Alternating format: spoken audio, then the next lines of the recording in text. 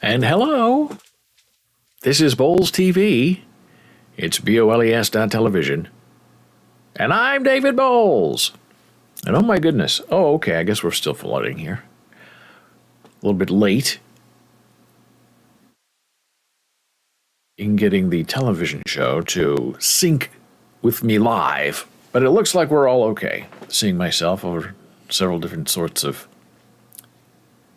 camera angles. Now, here's an interesting thing that happened on a Saturday show. Hey, it's Gordon. Good afternoon. Good after high noon. On Jana's show on Saturday, we have this new Face Pro Cam camera that goes up to 4K. We're not at 4K. We're just at regular HD because our streaming software doesn't go above 1080.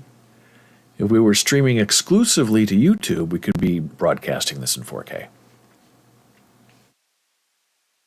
So when we tested this on Friday, we tested different colors. We had a light test, camera test, autofocus test, and everything seemed fine. So we left the autofocus on. Because normally when you use sign language, you're going back and forth. You have a plane and things get confused and goes in and out of focus. You move like this, the screen starts glitching. Terrible. So Saturday morning, we were getting Jan Marie ready to go. And I said, look, we have this new camera with autofocus. Why don't you sit down where you sit, and luckily, the camera will find you wherever you are and wherever you go. And so she sat down, and I said, if you don't like it, if it doesn't work, if the focus is constant, then we'll just turn it off and go ahead. So she tried it with the autofocus on, and it would focus every once in a while. But what was great is when she held something up to the screen, like this, it would instantly focus on it. And it was delightful. And she tried that, and it worked. And she signed and slowed down and sped up, and it was all fine. So, okay, hey, great, we'll leave it. Then we start the show, and it's a disaster. I don't know if streaming, actually being live instead of just, looking at yourself offline has anything to do with it. But the second we were live, every time she moved, her hand, her head, her out of focus, focusing. You could hear the camera almost speaking to herself, focusing. And when she held up her photographs, they were beautiful, perfectly in focus, but the whole show was pretty much an exercise in finding Jana Marie. So after the show, we said, let's just turn it off. So we did. So now it's off. And as I look at myself, the shirt looks very fuzzy and out of focus. But then when I put my hands on my shirt, they seem to be in focus. This face seems to be in focus. Now I moved back a little bit, I move forward a little bit, I go back inside a little bit. It seems like it's sort of in focus. Now if you're signing, it'll be okay. But showing up close fun things like this, Jana Marie's, one of her star students made this for her. I didn't steal it. I've just borrowed it for a long time. And if you could see it, it's a delightfully drawn mushroom with high detail. But you can only see it here in focus. Now, there are people who would say, oh, well, why don't you just, turn on autofocus for your show and then turn it off for Jana Marie's show? Well, that would make sense, right? That would be the logical thing to do. Well, we don't do that here. It's called set it and forget it. You don't want to mess around with stuff. We have too many things we mess around with here every day with our video drivers and our microphones. Are getting hotboxed by our neighbors. It's just a disaster. So you try to set things up and you hope they don't change. Like every 3 days, when I turn on our lights, and we have 1, 2, 3, 4 lights, one of them doesn't work. Nobody knows why. I just say, turn them on, and they'll all come on but one. Then you have to add it back, you have to reset it. I mean, it takes 5 minutes. I'm getting good at it, but I'm thinking, why can't the light just turn on? I don't understand. And it's not just, the key lights, the two big lights here, every once in a while, one of them will not turn on. And they're all, linked on the same network, so they all talk to each other. Sometimes they do, sometimes they don't. So what else is in the news? Well, it looks like the Democrats are holding the Senate. And what's going on in Arizona is so interesting with Kari Lake. Interesting personality. Used to be a news broadcaster, weather person, something like that. And the thing that people talk about is how Kari Lake puts heavy, heavy filters on herself. And the unfiltered images of Kari Lake that are making rounds of the internet are very interesting because she does look really 20 years older when you take off the filter. And so Keith Olbermann was giving her a hard time on Twitter over the weekend and said, "Oh, Kari Lake, you're going to lose. Now you need to go back to somewhere you deserve. Go back to where you belong. Doing the local news in Lincoln, Nebraska." I got the joke. I was very wounded, though. Keith Olbermann picking on the University of Nebraska. The head of Lincoln, Nebraska, the football team. And so I replied to Keith Olbermann, and he never responds to anybody, but I said, "Keith, I'm so disappointed. I get the joke. I'm from Lincoln, but if you really knew the area, you'd say, send her to Council Bluffs."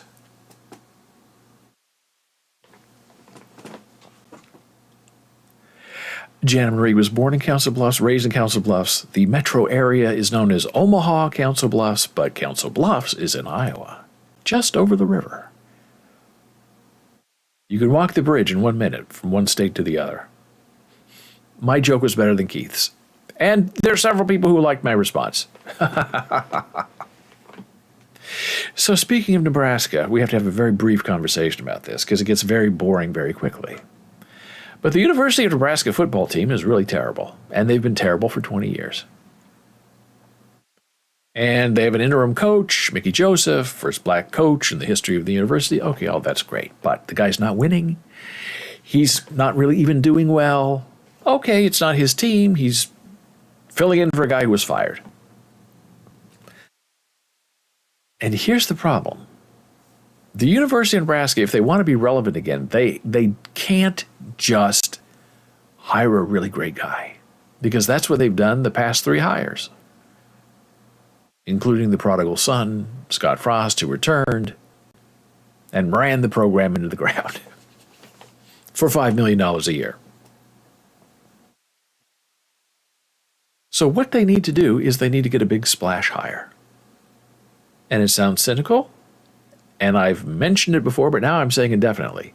The University of Nebraska-Lincoln football team needs to have Urban Meyer as their coach. It's a pricey way to run a program into the ground, Gordon says. Yeah, and he was paid $15 million to leave town. That was the price of his contract, to break his contract and to fire him. $15 million for creating, over the last 5 years, the worst record in the history of the University of Nebraska. So Urban Meyer, controversial, did well at Florida, didn't do so well in the NFL. There's another name, Matt Rule, who did great at Baylor, then went to the NFL, failed there, was just fired.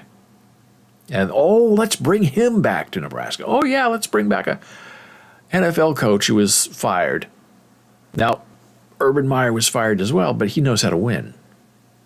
Urban Meyer's a very smart guy. And don't have, morals and morality now, because you were just fine with Tom Osborne and how he handled Lawrence Phillips. So I think the university needs to make a big splash. Trev Alberts, who is the athletic director, this is going to make or break his career with this next hire. It's either going to be a winner or it's going to be a massive loser, which is what we're used to now. And the gamble you pay on Urban Meyer is not that he's not going to do it. You know he's going to do it. You might do some undercover, underhanded things, but so does everybody else. Sometimes you got to play rough to win. And look, bring Urban Meyer in for, give him $50 million. Pay him $10 million a year for 5 years. And then he'll leave. But he'll resurrect the program. I absolutely know he will. Players want to play for him because he wins. You're going to get a lot of money, a lot of donations from people to get Urban here and to pay the players as they now do in name, image, and likeness. So that's really the only way. Trev Alberts has to make a big hire with a big name. And other than Urban Meyer, who is not coaching right now, who else is available? All the big names are wrapped up with really good teams. You don't want somebody coming up from Kansas State or North Dakota State to come and help our little football team. This is big business. The football team runs not only the university, but the state. And when the football team does not do well, the state does not do well, and people get very upset. So if they don't want Urban Meyer, I don't know who they're going to get that has the same sort of heat and branding. And that's what they need right now. They need a big name that can come in and get things done in a year or two. I don't want to hear about upcoming talent. We heard all that through the last 3 football hires. Nobody cares. We need to get it up and running. And if I'm voting, I'll go with Urban. So I just finished my very first month on Midjourney, which is an AI art bot. Very different than DALL-E, very different than other bots that are out there. And I was horrified, shocked, and very proud to say that in 1 month's time, I created 8,800 images. Now, more than 90% of them are awful. Me, the bot, things don't work right. So you just keep rolling and re-rolling. That's what this is a lot. You learn very quickly to have a lot of patience because you type something, you get back to prompt that's not anything you thought it would be. So you just keep trying again. Use the same job ID, but keep re-rolling to get a new seed. And eventually, by about the 3rd, 4th, 5th, 10th re-roll, you start to see really interesting things happening. And you can't get there until you go through this process of deciding what works and what doesn't work. Another thing going on is Mastodon is very slowly coming up and taking over the world, social media-wise. Gordon says, like you say, this plus that, and the that they give you is nothing like what it should be. So you keep trying until it gets right. Yeah. And DeviantArt is now getting into AI, and I guess all of their artists are furious and hurt and rebelling. And I checked it out over the weekend, and we're going to check it out together a little bit later. I think it's wonderful. I wrote a Bowles Blogs article about AI and how it's going to actually help artists. One of my favorite artists, one of my friends, NFT artist, saying how delighted he is that he now has a new iPad to help him create these images in his mind. An iPad is AI. Another friend of mine drawing on their iPad, they take video and they draw on the iPad, filling in things, clicking fill this color, draw that line. All they're doing is clicking on things. They're not drawing a line. They're not filling in any of the color. The AI is doing that for them. The iPad, the tablet is working overtime. So Mastodon is a very interesting place to go to start social media.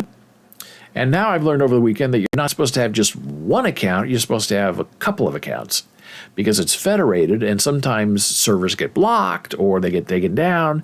So you don't want to lose all your access. So make sure you have, a backup account somewhere that you can forward everything to become your main account. Well, I had 3, and then I had 2. And then I had 3 over the weekend. And it took a week for me to get approved by Mastodon.art. And I thought, well, this will never, ever work if you're going to make people wait a week to get on your server. And I remember I had to fill out a whole questionnaire. I say, I have no interest in crypto. I have no interest in NFTs. They wanted a mission statement for me about why I wanted to join their art server. And okay, it was really the first place I applied to get in. So I thought they were all that way. I was very fortunate to find out. Usually you just put in your email address and go. But the art one was, and then I submitted it, and it said, we'll review your application and we'll get back to you. Well, it took them a week to review my application. I guess they approved me because they said I could log in now. So I logged in and I thought, well, I don't want to have, another account. And I know a lot of these servers are getting overloaded. So I'll just delete this account. And I went and found where you delete. Okay, bye. And then about an hour later, that thing popped up and said, well, you need more than one account. You need to have like 2 or 3 just in case something goes wrong. And I thought, I just wasted a whole week of waiting because I was on Mastodon.art and I didn't make it. So that's interesting. And as I said over the weekend with many people on Mastodon, it really matters what server you're on and how fast it is and what software they're running. And some guy, I guess, who was running a competing server where I was talking to Jane Mansion Wong, and she was on his server, and she wasn't very impressed with the speed. And he was telling me I didn't know what I was talking about because version 4 isn't released till Monday, and other servers are running it now, but that doesn't mean it's better. And I said, all I know is the 3 servers that I was on, the 3.5 servers I was on, were very slow, and the 4.0 servers are very fast. And also internet connectivity, all that matters. And Jane was in Hong Kong, and this guy was in Germany. Oh, it was a big mess. So I just let it go because the server I'm on, I'm very happy. It's very fast, and it makes a lot of sense as things keep going very quickly. Now, another thing I noticed over the weekend, I'll show you this very briefly. This is my darling cousin Gina, dead at 58, of, I guess, the family thinks, a blood clot.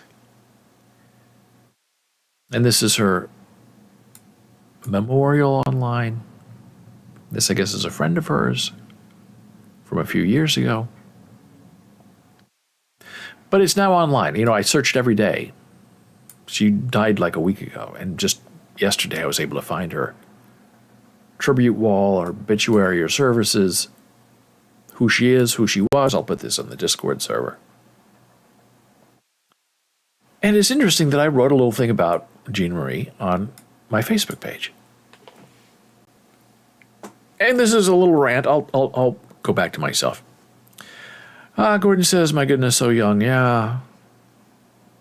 It totally surprised everybody. And her 85-year-old mother found her on the floor, dead. And Gina had moved home to take care of her 85-year-old mother.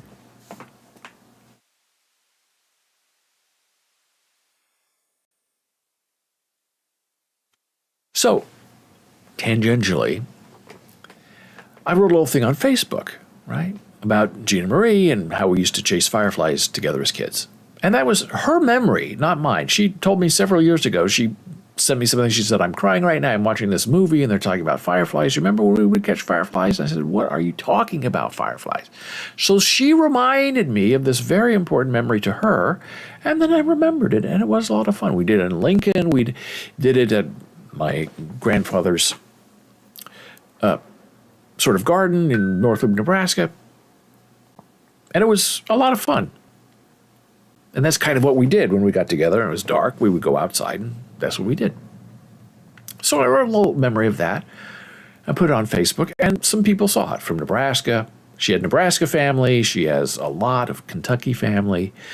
And there were lots of nice comments. And then, this is what I've never understood about Facebook. When somebody shares your story, that share goes on their page. Okay, that I understand. This is what I don't understand. As people then comment on your story, and this happens to Jana Marie a lot with her friends. They take her videos and her other things that she does, or photographs, and they share it on their timeline. And people like and comment. And you, as the original creator, as the poster, are never notified of these other likes and comments that have been shared elsewhere. Now, you'll get a notification that says, hey, your story was shared by this person, and here's the link. And then if you're smart enough, I guess, to click on the link and go and read all these wonderful comments about your video or your story or whatever, all these likes that you're not getting. That the other person is getting because it's on their page, even though it's your content. So we're often surprised where people are complimenting us and asking us questions and, hey, Jana, it's been 20 years. How are you? And we never see it because one of her friends shared her video or story or picture on their page, and all these comments are on their page. All the likes, all the conversation, not on our original page. And you can't really go in there and say, hey, why don't you come back to where this was originally published and like it, and we can have a conversation there, because a lot of Facebook people don't know what that means. They just think that you wrote this and put it on that person's page. That seems to be a little bit of a problem to me. Because speaking specifically about my little share, there were a lot of nice people there that I don't know who they are, but they seem to appreciate what I wrote, and I never would have known it unless I had somehow been magically led to look at my alerts and see that one of them was a big share, one of the family members who lives in Kentucky. So that was terrific to see it, but a little bit disappointing that, we weren't really getting any credit for it, in that, getting likes and comments bumps you up in the Facebook algorithm.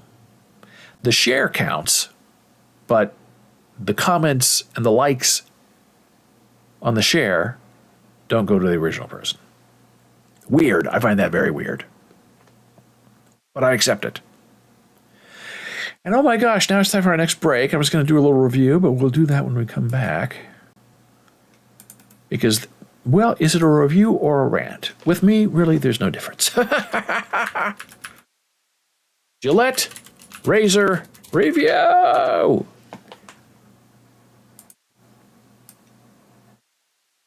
Yeah. Returning in a moment.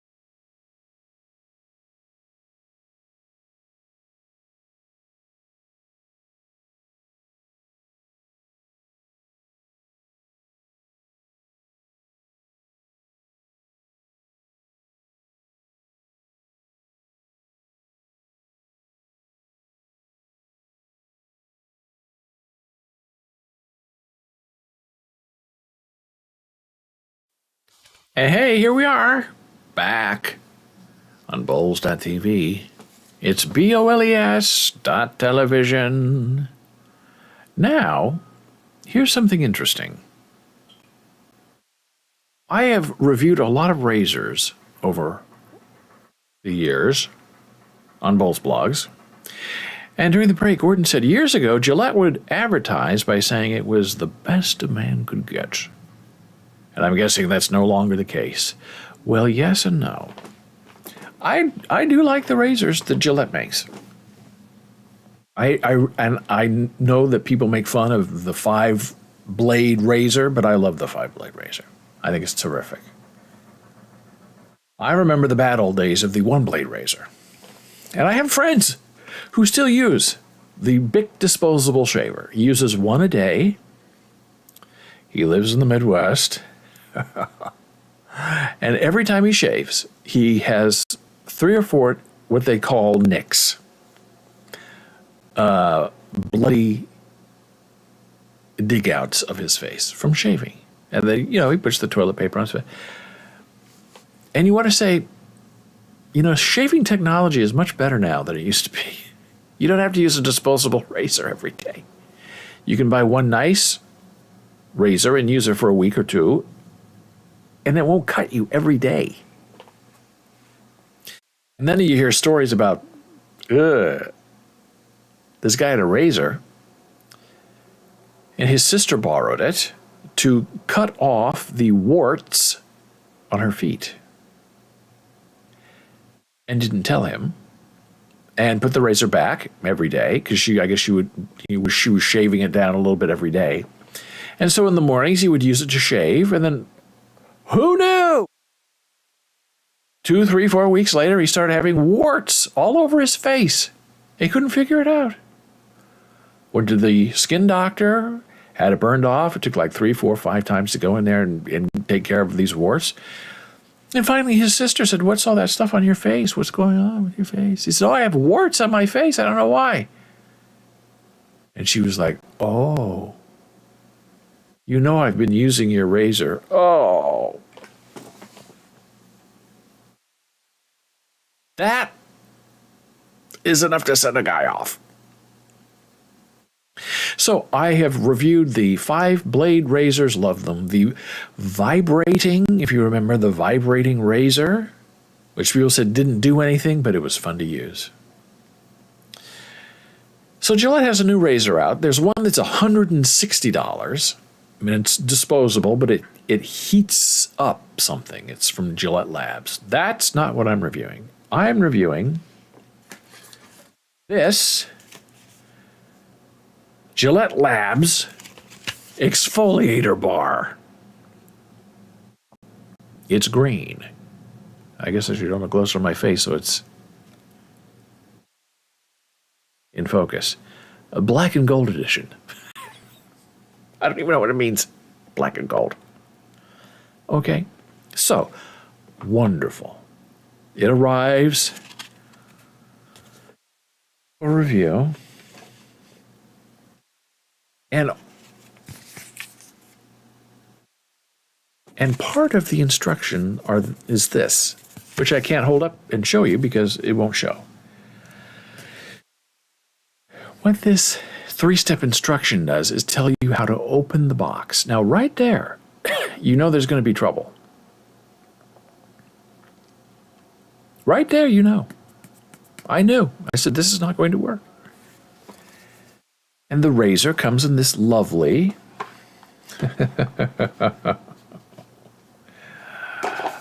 presentation box.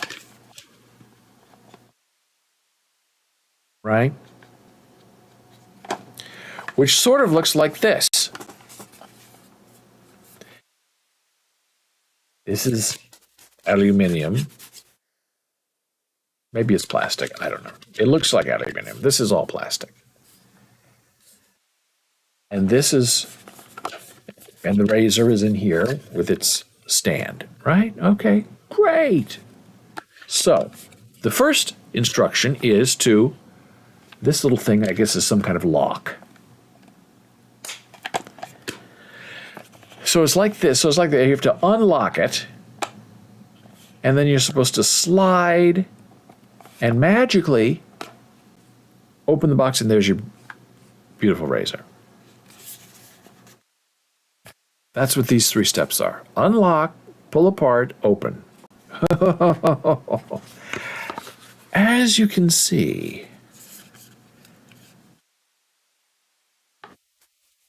I couldn't open it. I unlocked it, was not moving. I hit it with a hammer. It didn't make any difference. So I'm sitting there trying to figure out, how am I going to get into this? Because on the back were a couple of extra razors. Cartouches, as they say in the business. Okay, I got those. I could not get the razor open. And it wouldn't move anyway, either way. And I was getting very upset. So I finally just got smart and found a heavy-duty screwdriver and just pried and pried until I sort of heard something snap. And I was able to open this. So I got in. But why do you have to make it so hard? And this is the beautiful razor. Black, sort of metal feeling on one side, rubber on the other. I guess this is the black, and that's the gold. This is the gold edition. And I guess you're supposed to put your finger here as you shave. I don't know. To me, I shave like this. I don't know. But if you push this, then you're going to eject the cartridge. So we don't want to do that. This does not vibrate. This does not heat up. The whole thing is this new green. This is, I guess, the exfoliating pad. It is just rubber. It's not a lubricating strip, but there is a lubricating strip up here. It does have this cutter on the backside, just a single blade, which is great for trimming your sideburns or whatever. Under your nose, fabulous. And it has 1, 2, 3, and it has 5. Can't see it, but there are 5 blades there, which is ridiculous and overkill, and it's the whole purpose of it. And then the most important part, the best part, is this heavy thing. I say this is at least a pound. It's included in your box if you can ever get the box open. And all it is a stand for your razor. So instead of having your razor flat, now you can have it air out and stand very proudly and very tall in your bathroom or wherever you decide to shave every day. And I guess there's also extra cartouches that are coming and a special sort of shaving cream that's on its way. And for the first time, I shaved with this morning. Fantastic. Really, best shave I've ever had. Smooth, quick, no nicks, no cuts, no scrapes. But the memory of this is they sell this whole thing as, hey, it comes with a wonderful travel carry case. You put your little stand in there, you put your razor in there, you're protected. And you can carry it with you and show it off. I'm throwing it away as fast as I can. But that's what it looks like. And reasonably priced. I was very surprised. Yeah, this is the travel edition. So the products are fantastic. Packaging, not so much. Now, in previous conversations, we've had wonderful discussion about the artist, Al Hirschfeld. Is it possible they sent a faulty case? Well, that's what's interesting because the packaging is, as you can see, kind of goes in this way. So this stuff is like inside. And I think the packaging is the paper is what was creating some kind of nuclear bond that I couldn't get it open. And I was very patient, surprisingly so. And it would not move. And you tap it with a little hammer on each, would not move. It was the weirdest thing. And it was metal, so I thought, I just can't rip it off or cut it off. That's why I finally figured out I got to pry it off. So we've been talking about our experiences with Al Hirschfeld, cartoonist, Broadway cartoonist, and a certain Taylor Swift. And how the AI bots don't really know how to make a caricature using the Al Hirschfeld style. Well, surprise me, in today's New York Times, there's an article on Al Hirschfeld. Why a barber's chair will sit in the Museum of Broadway. The chair was a spare for the use of Al Hirschfeld, a celebrated theatrical caricaturist. And this is a lovely story about how Al Hirschfeld loved to sit in a barber's chair and draw. Now, I cannot imagine how that would be comfortable. Is a barber chair comfortable? I mean, maybe to sit in, I guess. But when you're drawing like this, I mean, you're leaning forward. It doesn't seem comfortable, but what do I know? So the story goes that Al Hirschfeld had several barber shop chairs over his career. It's marvelous on the rear, Gordon says. Oh my.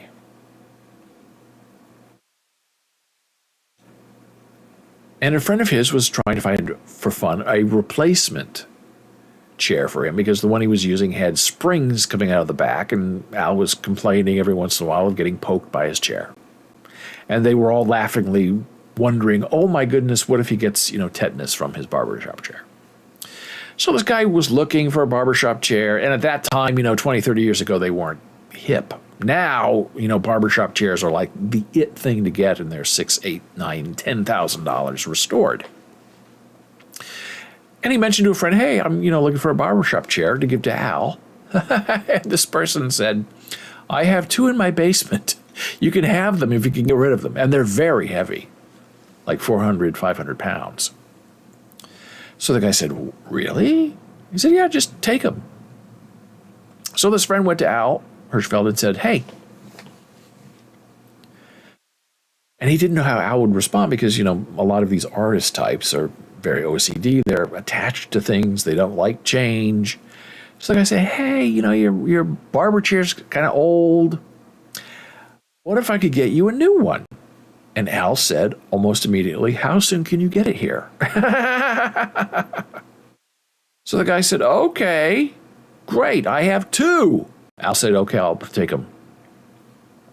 So the friend said, oh no, now it gets hard. Now I have to get the barbershop out of this woman's basement, 2 of them, get it over to Al's apartment, up 4 flights of stairs in New York City, and get rid of his old barber chair that he doesn't want anymore. So the guy said, got 4 friends. They just said it was the hardest thing they ever did was carrying up the barber shop chair 4 flights of stairs. It was so heavy. And Al loved it, sat in it, used it, and then they had this other spare, I guess, they didn't feel like dragging up 4 flights that they put in some kind of, storage for a while. And the story is that Al Hirschfeld's barbershop chair is going to the Museum of Broadway. So it's a wonderful, fun story. And this is Al Hirschfeld, Hirschfeld style, drawing himself as Al Hirschfeld. And I'm sure there are several Ninas, in his jacket or in his hair somehow, somewhere, because that's the whole fun of it. But he always puts a clue when he signs his art. He puts, Al Hirschfeld 3. Al Hirschfeld 2, which means how many Ninas there are in his drawing. And usually he hides them in hair. I think I see. And this, when they talk about Al, they crop his work. So you don't see his signature, you don't see the number, but you can see, I think, right here, Nina. I would say, being a Nina hunter, that is at least one Nina that's in his beard. And all these squigglies, that's where he likes to hide a Nina as well. These kinds of things are Nina's. But I see at least one. Sometimes there were as many as 6. And people would take the newspaper. They would circle the Ninas. It was fun. People don't have fun like that anymore today. So, hey, speaking of fun, this is my ongoing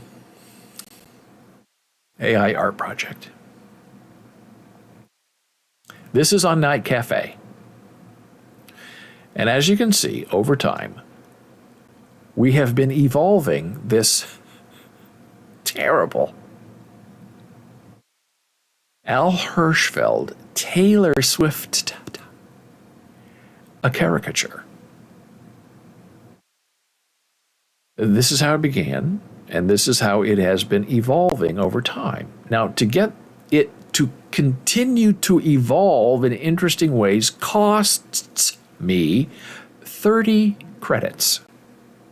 And I get 5 free credits a day. And I now have 32 credits. So you know what that means. Oh, yes. We're going to evolve this Taylor Swift, Al Hirschfeld caricature again, because every time we evolve this creation, it becomes even more grotesque. I can't stop looking.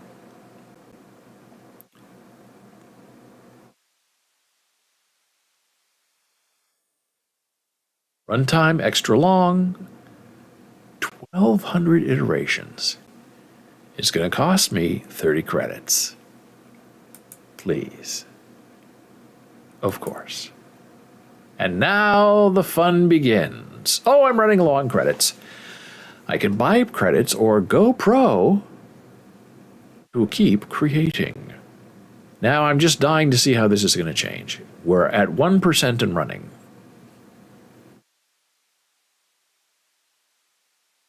Now, the most interesting thing about working with these AI bots is knowing how to speak to them. Now, in Midjourney version 3, if you wanted, say, a buffalo hunt, you had to type in 3 buffalo, Great Plains, Lakota Sioux, arrows, spears, headdresses, sun at high noon, dusty, windy, dirty.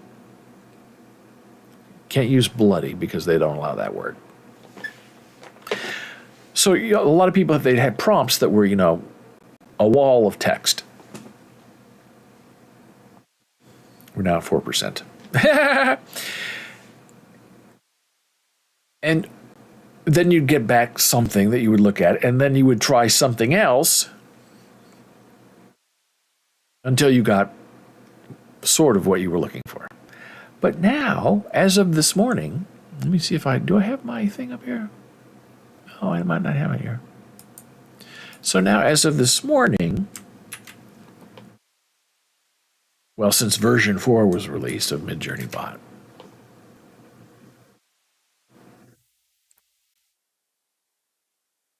you can now, is it loading? Yes. Let me see here. You can now tell the bot, hey, buffalo hunt. So you can say exactly what you want it to be without having to go into morbid detail. So here we go. So these are some of my, let's see, let's go with upscales only. Okay, I guess that's what this is. So you can see what these look like and how they're sort of interesting. And some of them are very weird. The AI bot, I've learned this morning, does not really know how to draw buffalo. They're sort of bulls with, mullets. But you keep rolling and re-rolling, and sometimes you get a little bit lucky. The styles change. Some of these are not terrible. Some of these are usable. As somebody said, if you want more than one of something, especially with Midjourney in version 3, you would say Stampede. A stampede of knives, a stampede of young women wearing hats means, more than 3 and fewer than 100.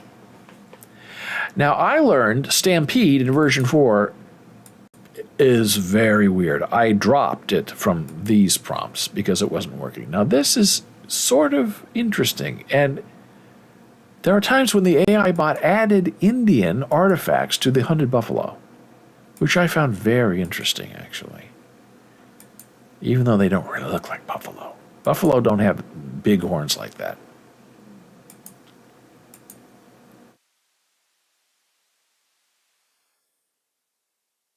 But to take you back into the stampede really was weird. It did not work very well. Maybe I don't have these in large scale figures.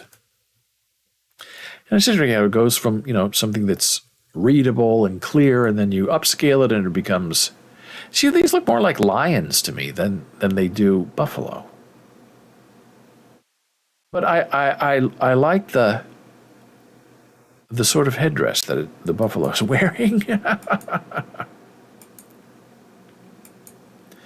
And it's interesting that you don't see it. These buffalo hunt. You don't see killing. You don't see any blood. You don't see anything like stabbing into somebody. So I'm not telling it to do that. It's just not doing it on its own. But that's sort of what a buffalo hunt was. Now, this is where we get into the weirdness of using the word stampede, where you get all, I guess those are, Indians in the back. And this is where it just gets a little ridiculous and repetitive, where the AI bot says, oh, you want a stampede? Well, let me just copy and paste, 50 buffalo. It just doesn't look very natural.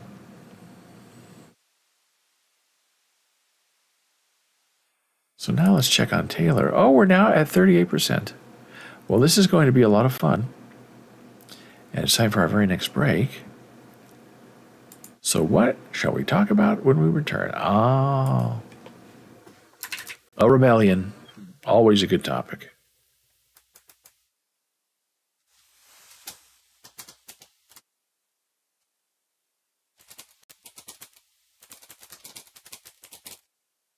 A rebellion.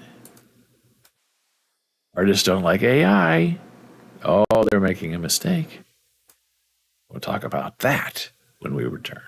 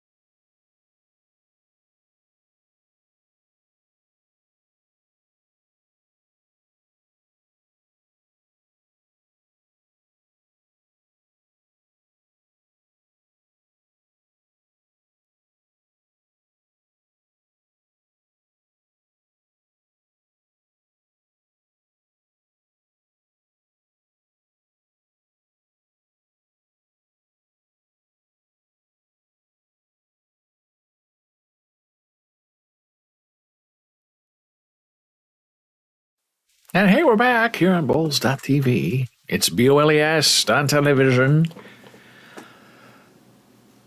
So we left off with Al Hirschfeld and Taylor Swift together again, getting updooted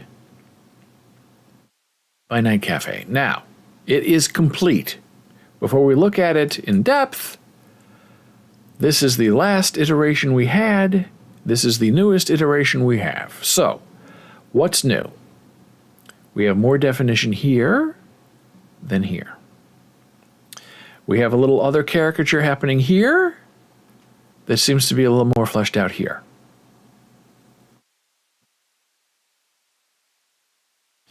Same here. Something else is emerging. I don't know what it is. It's terrifying. And then something that's not as clear here. This little thing here seems to be a little more well-defined up here. So we'll look at the bigger version of this and see what happens. What do we think? Are we still scared? Yes, we're scared. I have no idea what this is. It looks like a door handle, but I'm sure it's meant to be something. But I do love the commingling of the Al Hirschfeld face, the Taylor Swift face. Her eye, his eye, her eye, his eye. One mouth, another mouth over here that's developing. I have a feeling this eventually is going to be filled in somehow by a bot. But every time we do this, it costs us 30 credits. And we get 5 credits a day, which means in like a million years, we'll have enough to do this again.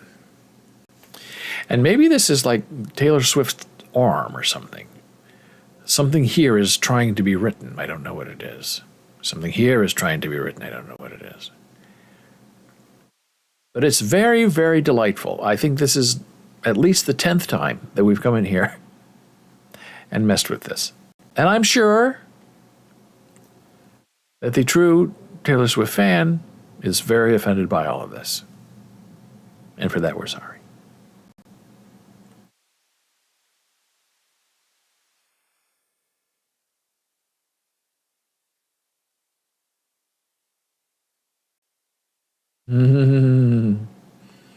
You can set your favorite progress image as the primary image using the eye icon. So I guess this is all the progression that we went through to get to this latest version. Very interesting. As you can see, I don't use Night Cafe very often. Gordon says he's not offended. Art is art. That's good. Thursday is still red day in the Gordon household. Now, I downloaded this before just because I download it and then I blow it up. And then when you blow it up, you actually see a whole lot of other interesting things that are included in there, but that don't get finished by the bot, but by my AI upscale bot finishes it. Oh, it's this. Yeah, they moved these. Okay, so that's download.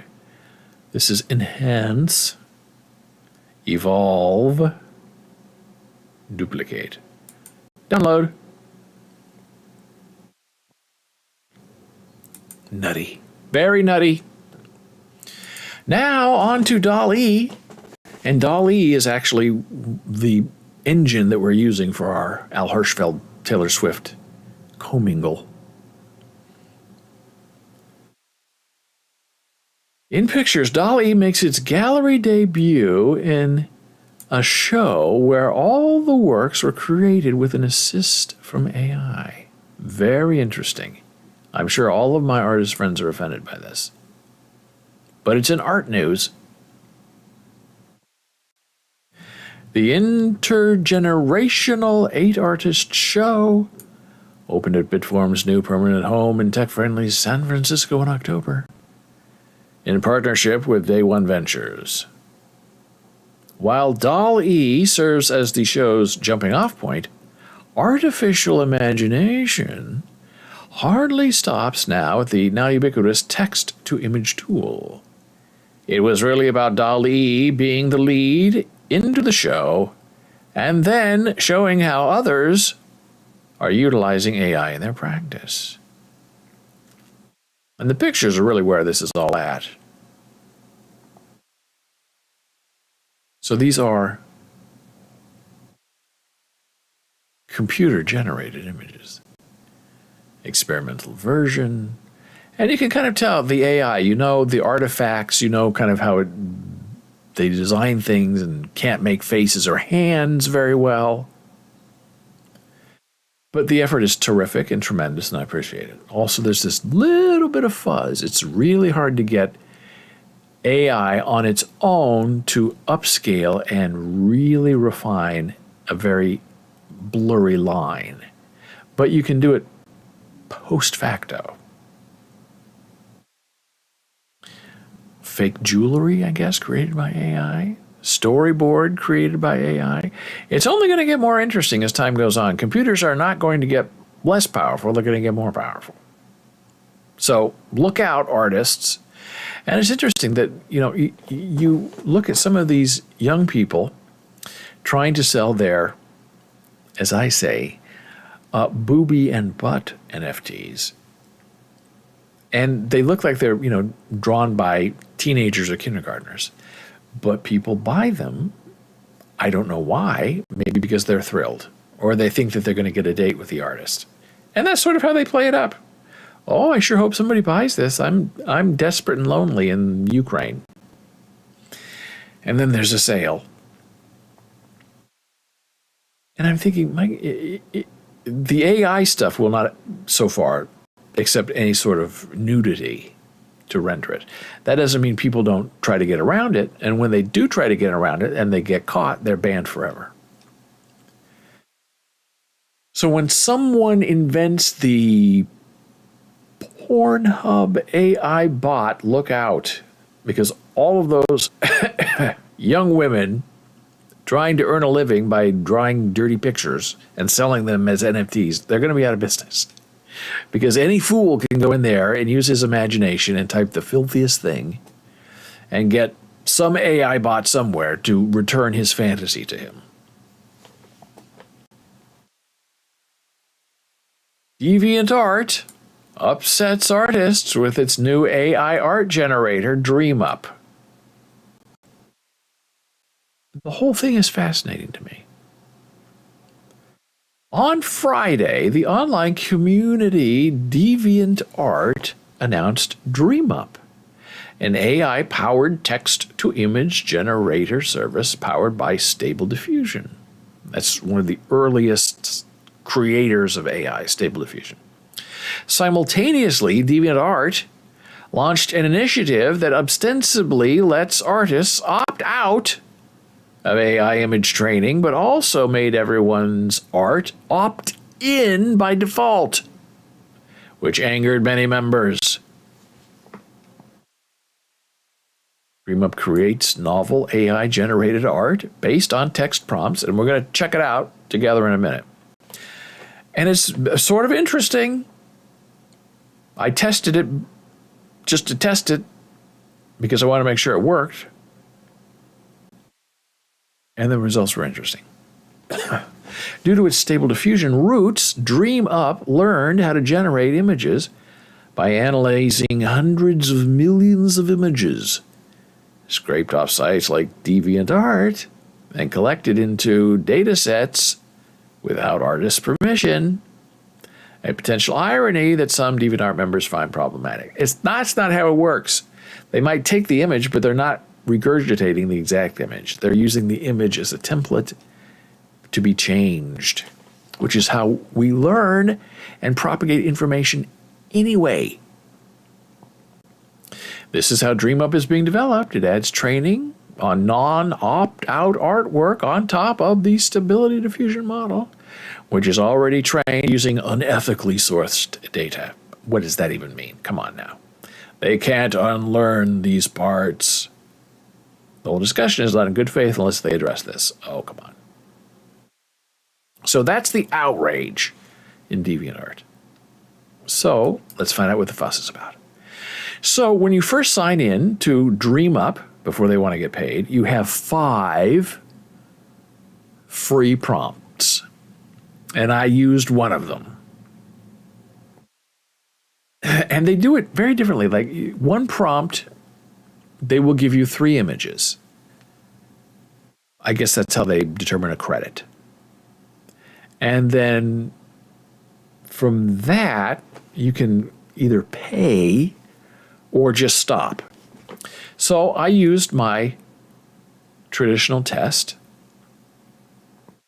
which was half monster, half cat. And this is what it came up with. It's cartoony. I don't see a half monster or half cat here, but I've never, in all of my AI bot awareness, have seen quite an image that looks like this. It looks sort of originally drawn. And I guess maybe the monster part is it has 5 tails. I guess. But there's definitely an aesthetic there. This is the third image that they gave me, which is like a shadow box full of cats. Are they monsters or are they cats? Well, is there a difference? Kind of weird looking. The third version they gave me for free. Again, the drawing is very interesting to me. It really has a sense of style that I don't get from like DALL-E or Midjourney. There's a whimsy to the return here. So this is very interesting. I'm not seeing a lot of monster, but there are a variety of cats. So now we have to figure out what we're going to try to do today because we have 4 prompts left. Enter a detailed prompt, portrait of a llama, as an example. So we'll try what we just tried.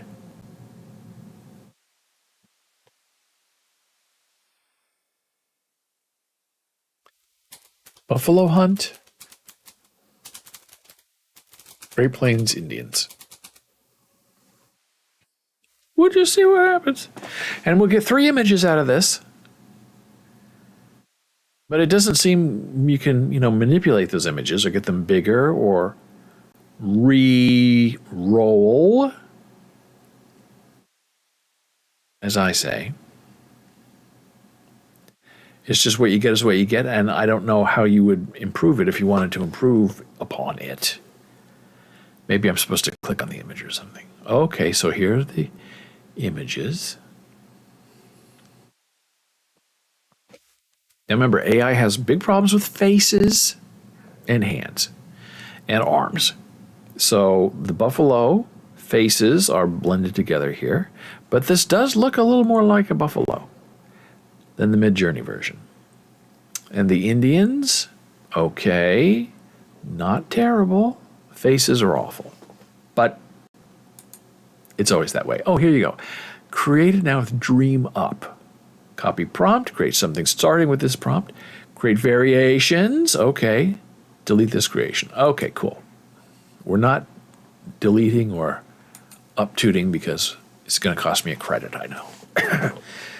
So, this is very fuzzy. The face on the left is not terrible. The faces in the middle are terrible. The guy has an arrow running through his head. And is he half man, half buffalo? Yes.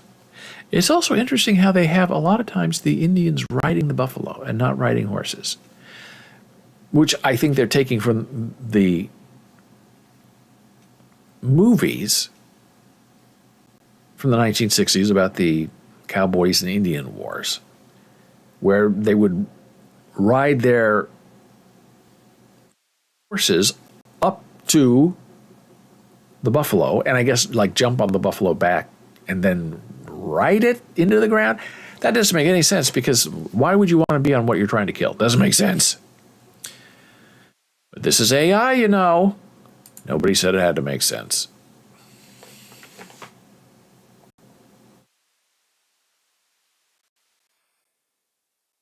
Oh, this is a disaster.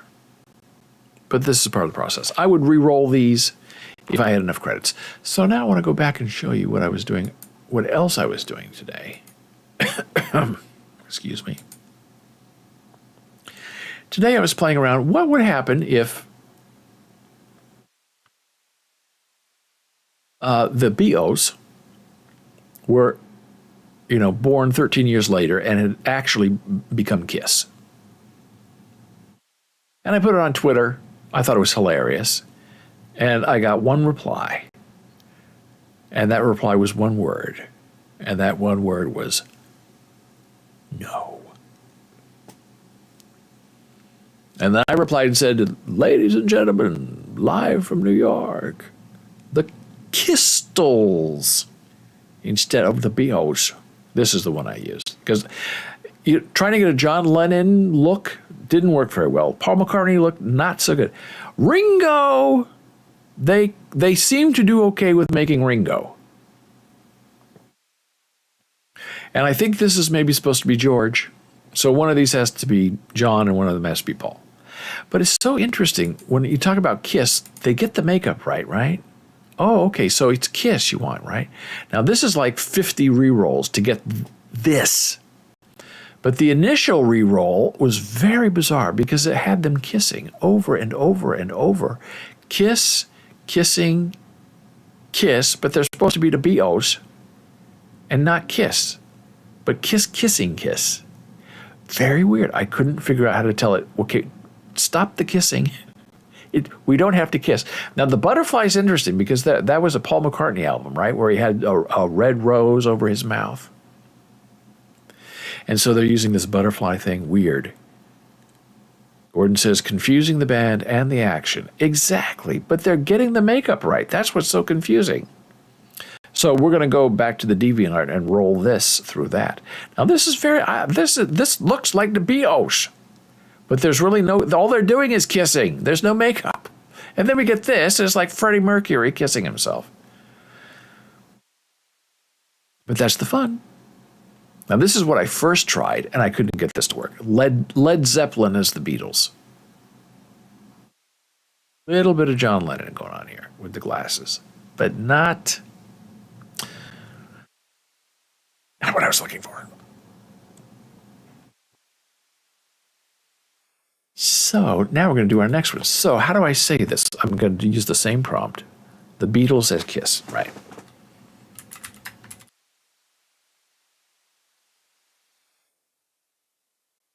That's the beauty of this version 4 Midjourney is you don't have to go on and on and on explaining. Right at the beginning, just type out your little idea. It will then parse it naturally. And then when you get results, you can go back in and say, theoretically, stop the kissing, but keep the kiss. But keep the kiss makeup. Oh, now this is this looks like the Bios right off. Okay, 1, 2, 3, 4, 5 Bios. Okay. Interesting. I don't know what this one is. Oh, I want to see the Kiss makeup. Now, see, this would have been great if they did the Beatles, which is what I was hoping they would do. Let it be, but in Kiss makeup. Didn't happen. Now that I would re-roll and re-roll and re-roll. This never really worked.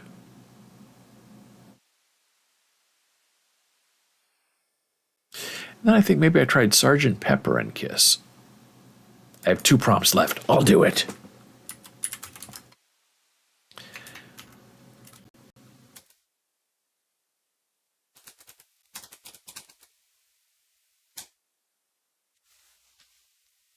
I don't know why I'm spending so much time on this. I guess I find it hilariously funny in some ways. No. Come on now. Oh, this is better. What did I say? Ah, the Sgt. Pepper part. Okay, that's maybe what's triggering this a little bit better. Sgt. Pepper is Kiss. That's funny. That works. I would use that. That's kind of funny. I hate when they put borders and frames on it, though. Oh, this is big. These are bodies. Oh, look, I'm trying to do the Sgt. Pepper album cover. Very clever, and they're all in Kiss face. That's pretty good. I should use a credit on updating that one, but I won't. Very interesting. Not a lot of Kiss makeup, but it's trying to give us the Sgt. Pepper cover. This, pretty darn good. That's That's pretty cute. Oh my gosh, it's so stupid. Oh boy. Now we have one more free prompt.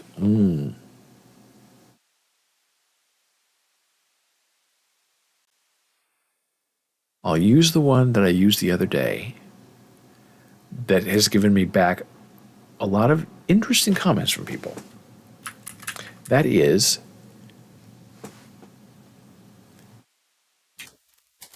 a linotype typewriter. Just that. What happens? You should see the stuff I got back. Very weird. Now I'm out of free prompts. And somebody commented on that on Facebook, and I forgot to go comment back. I'll have to go find it. Oh, the joke is lost. Maybe? Yeah, pretty much. The elaborate stuff I got back was wild from Midjourney. Yeah, if you don't know what a linotype is, you're not going to be able to do it. They know what a typewriter is, sort of. Yeah. This is almost give up time. I don't even know if I would try to re-roll this. Very weird. See if I can find you some of what I put up. Might be there, might not be there. We did a lot of re-rolling this morning. Oh, this was fun too.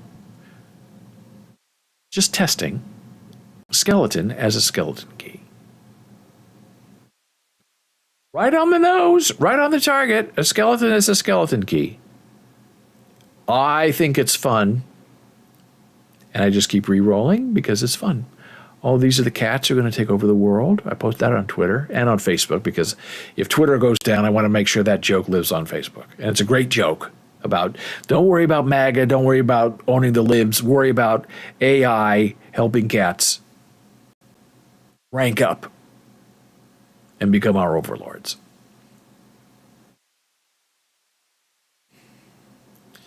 But my typewriters are oh, here they are. Now that's Art Deco. This is the Linotype typewriter. Isn't that great? I just love that. So weird. It looks steampunkish, but it's not. Because if I had added steampunk, and I was tempted to do it because when you add steampunk, you get back really interesting results.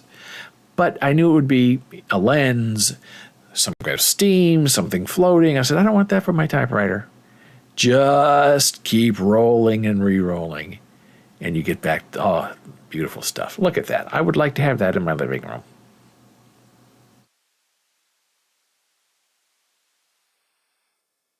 And now it's time for a very brief break.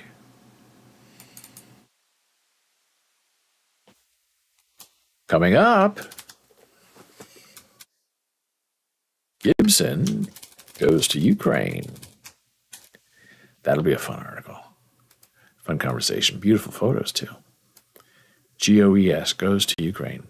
Not the greatest headline ever, but it is descriptive. Returning in a moment.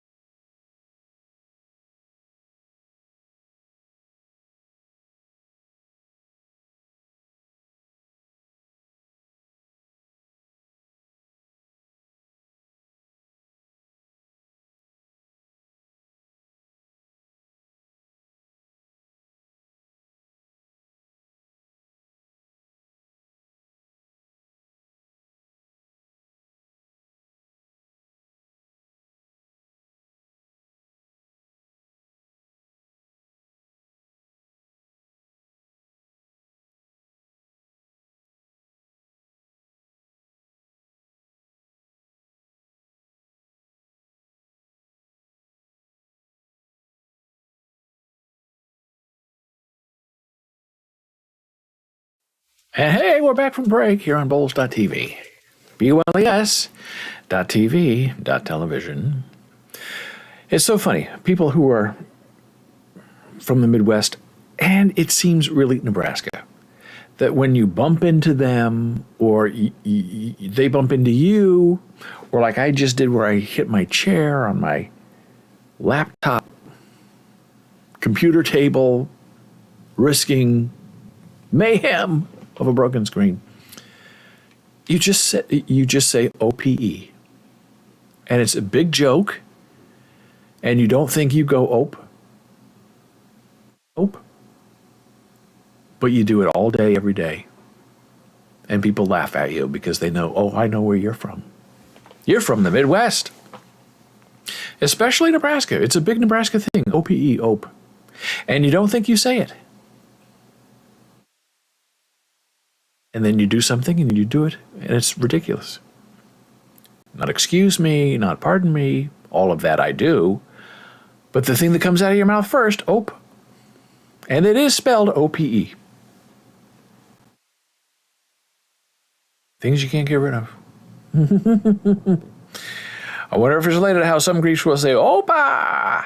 Well, Opa is a celebration, right? That's right before they break a dish on the floor. Ope is more like, excuse me. I think it is a redaction of oops. OPS. But ope.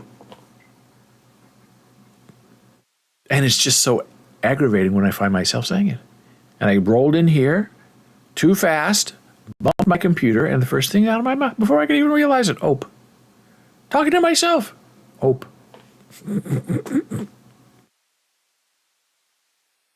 But I have a lot of people, especially in Nebraska, where I'm from, European, Czechoslovakian, when we had a Czechoslovakia.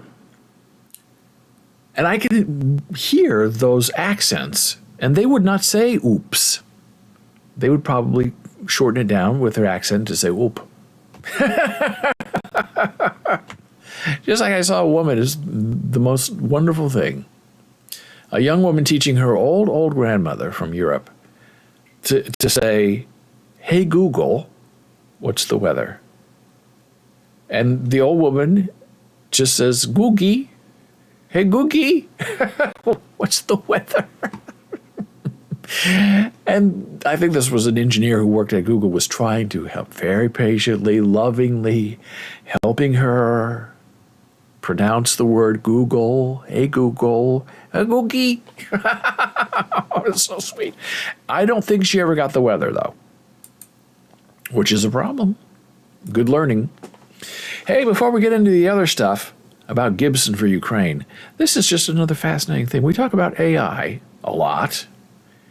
Lots of interesting things coming. Hey, it's Mr. Googie. Ope.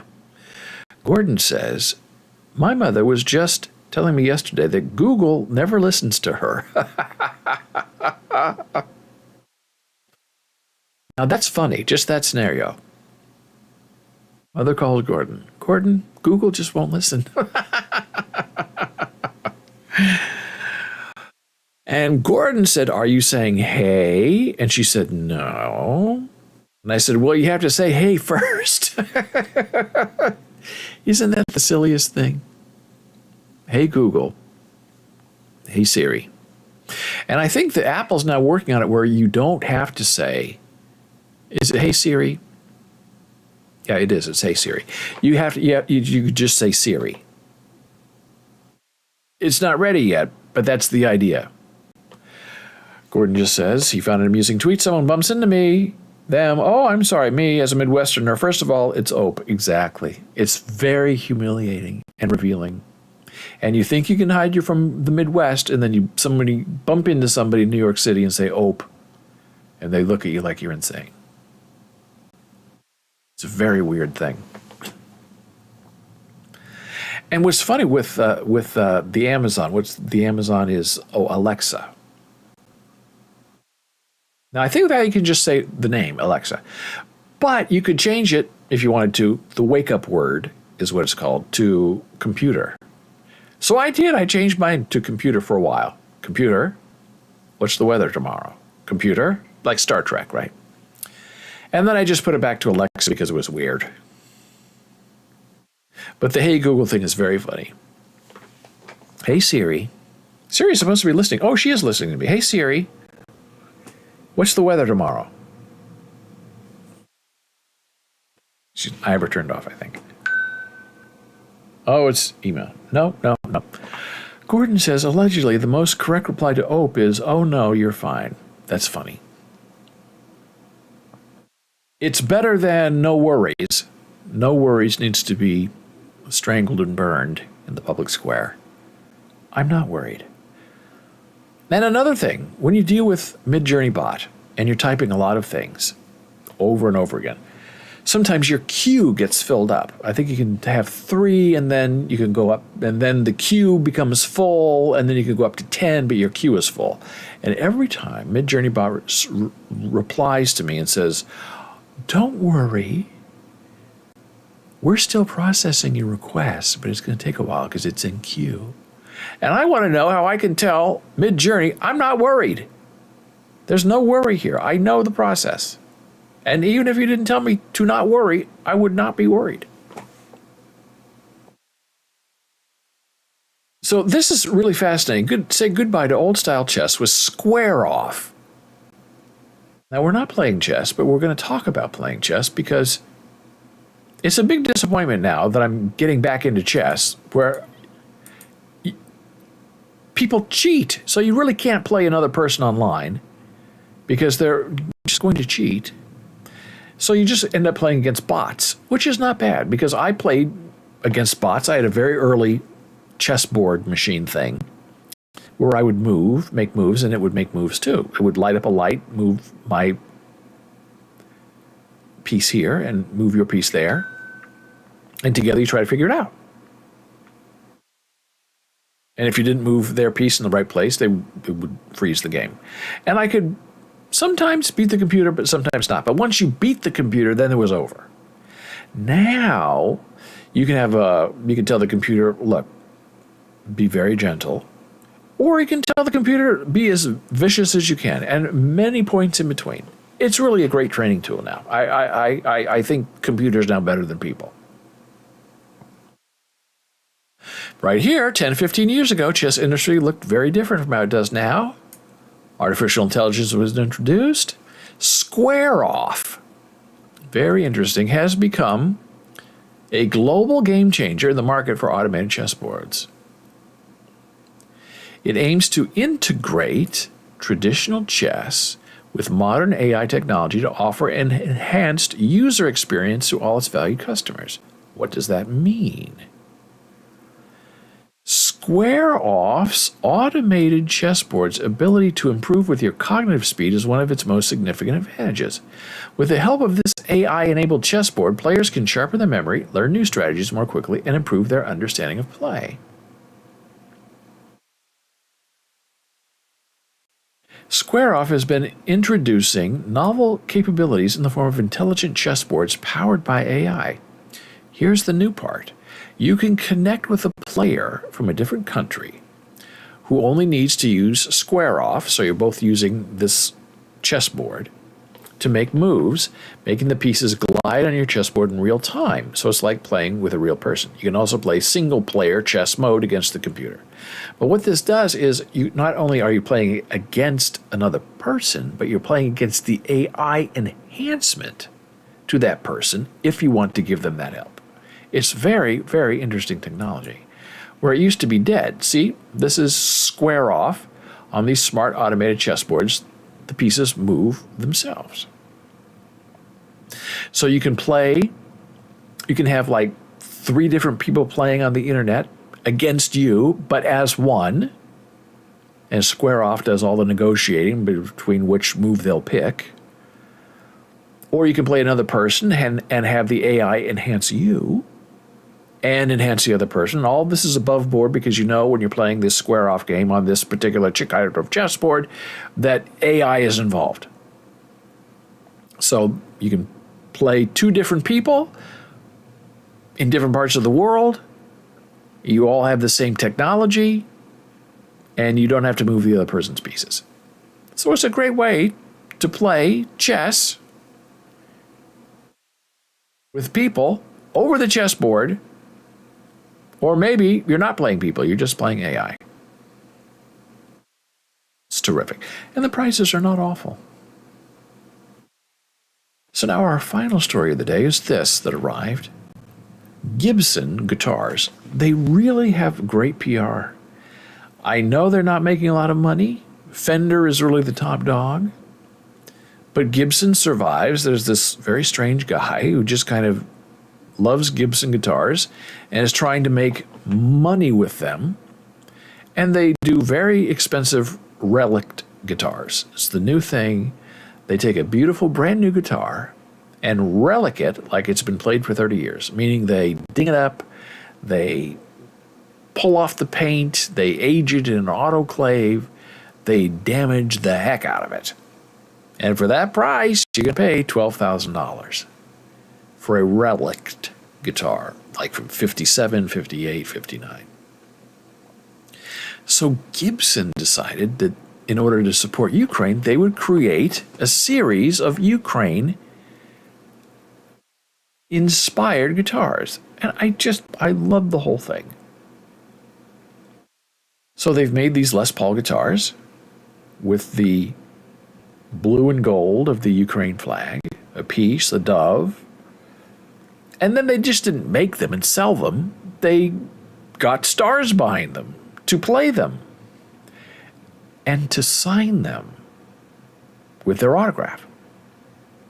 So the guitars immediately become much more interesting and much more, probably, expensive.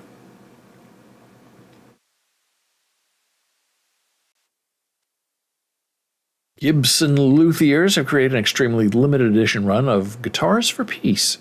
Les Paul custom electric guitars proudly displayed the unforgettable azure blue and gold colors of the Ukrainian flag. Gibson partnered with artists to perform, and they have been signed by Paul McCartney, Rolling Stones, Slash, Brian May, all these. 100% of the funds go to Ukraine, okay? So here is Slash performing Guns N' Roses with a Guitar for Peace. And Slash is big. I mean, he is a incredible, incredible talent.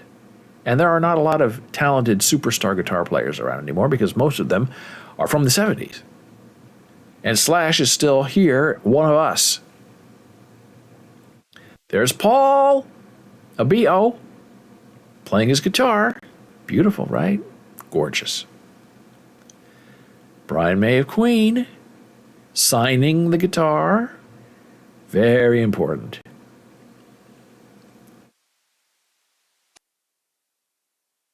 There's another guitar. I don't know who this is. There's his name.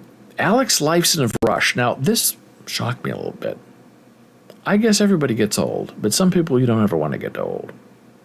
Rush, you want them young as ever. But there's the beautiful guitar. He's super talented. The Hail of Hailstrom, Margot Price, Nile Rodgers. Beautiful photograph, right? Now this was another shocker to me. Do you even know who this is? I didn't know who this was until I looked him up. Mark Knopfler. That Mark Knopfler.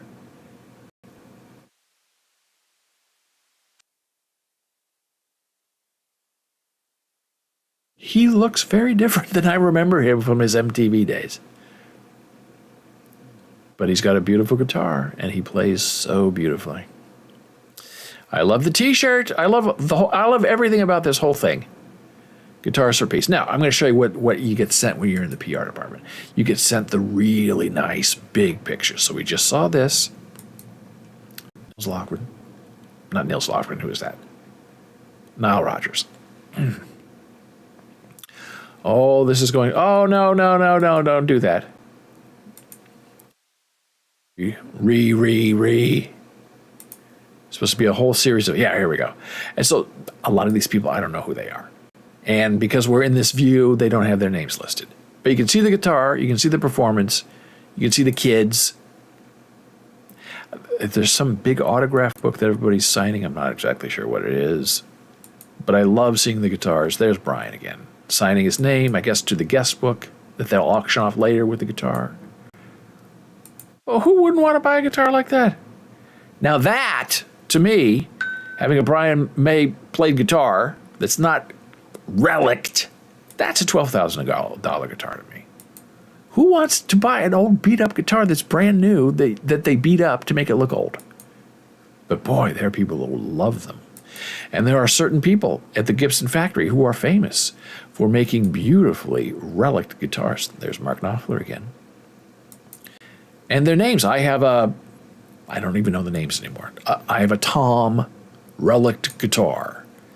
6 in the world.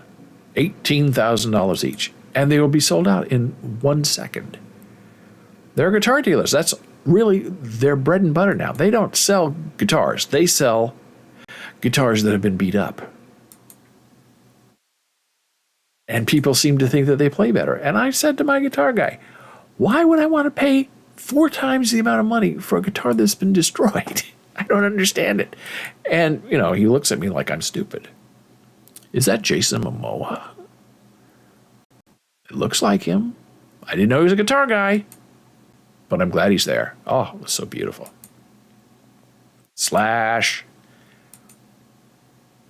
More Slash. So this is the fun you can have when you're trying to make a difference in the world. Now this looks very blue to me and very yellow. I think they changed the color scheme somehow for Paul. It's very vibrant and the other's not that vibrant. They're a little more subdued in color and intention. And these are some of these young kids. I don't even know who they are, but I'm just so glad that they're promoting Ukraine and getting all of their fans and people buying it.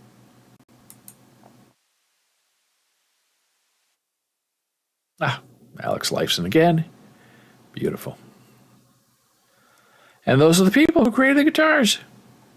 I don't know why anybody would want a relic guitar. I would rather have a brand new, pristine, Ukraine signed Les Paul that I can then take and relic myself. Now, there's some people who say, if you get a new guitar, they don't want to touch it, they don't want to ding on it, they don't want the buckle rash pulling off the paint, so they, spend all this money on a very expensive guitar that they can, bang around and no one's going to know the difference. I don't get the logic of it, but what do I know? So we had a wonderful show today. I thank you so much for being here. Lots of interesting places. This AI thing, I'm telling you, is going to be big. I mean, like a week and a half ago, we sat down and we had the AI thing come up with product names for us. It wrote a blog page for us. Crazy stuff. Thank you, Gordon. Gordon says thanks for having us, and we thank Gordon for being here. AI is coming to take over the world. And Elon Musk, in all of his interesting ways of thinking, said several years ago that the greatest threat to humanity is AI. Because he said when the bots, the robots, are able to take over and start making decisions for us, and they will, there's no coming back from it. Oh, you code in a back door, shut it all down like they do in the movies. Well, if it's AI, they know you're going to try to do that, and they're going to block you. So I guess it's enjoy it now before they become our overlords, because it's inevitable that they're coming for us. Do we go along for the ride, or do we fight it until the end? It's an interesting question. So if you have any questions or comments for me about any of this, you can email me, david@bowles.tv. On Twitter, so far, as long as it lasts, @DavidBowles. On Facebook, BOLES. Instagram, we're back for now, Bowles Books. And if you want to follow some of the links that we talked about today, you can go to our Discord server. Join us there, ask questions there, upload artwork, have conversation, play with our AI Mid-Journey bot. It's all there waiting for you. So I hope you have a great day, a wonderful nap, a terrific time, and when you shall awaken, may your soul be filled with joy and every sort of Gibson guitar you could ever wish for. Thank you, and I'll see you again soon.